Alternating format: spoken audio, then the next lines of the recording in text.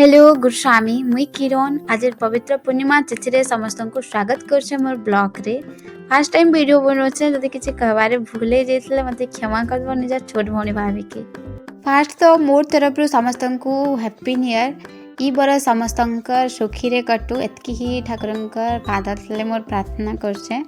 तो चलो तो आज ब्लॉग टाइम में स्टार्ट करनू बिना टाइम वेस्ट करके। तो आज जेनता कि जानछन आज होचे पूर्णिमा पूर्णिमा रे जिन माने पैता पिन्हिथिसन से माने आज चेंज करसन आउ बापा कहते कि ठाकुर को आज गधा जैसे कहे।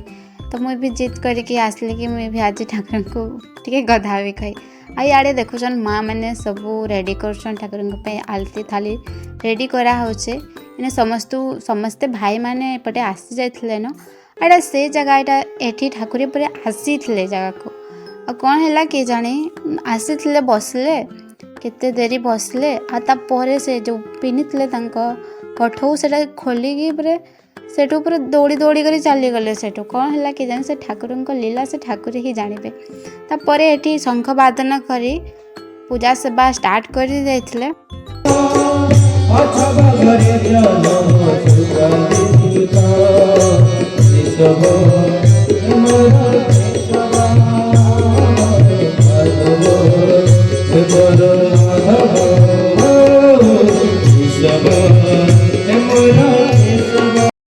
तापर समस्ते भाई मैंने पैता चेंज कर सारा समस्ते बाहर पटे आसते सूर्य देवता को अर्घ्य देले। ये अर्घ्य पानी को जो मैंने आखिरे लगाते आखि भल देखा जाए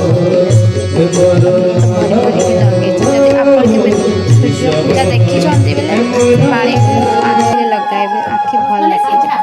तापर आमे ठाकुर गधाइलु पाद सेवा कलु से गुरस दही महू देते धोइलु बहुत बढ़िया लगला बहुत आनंद लगला।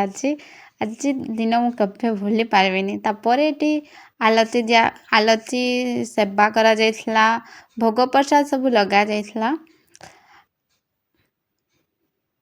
आपण माने ए पूर्णिमा केमिते पालन कले हमको प्लीज कमेंट रे जरूर बताइबे। निज आपण केबे पूर्णिमा तिथि रे ठाकुर का पाद सेवा करछन्ते कि आपण जरूर हमको कमेंट सेक्शन रे बताइबे। तो ए संगे संगे हमें भोग प्रसाद खाए कि हमें बाहरलु घर को। तो आज ब्लॉग टा हमें एंड करछे। तो आपण को वीडियो केमिते लागला मते कमेंट करी जरूर बताइबे। तो आज लगे गुरुस्वामी पुणी मिलमा एमिति ही गोटे नुआ ब्लॉग।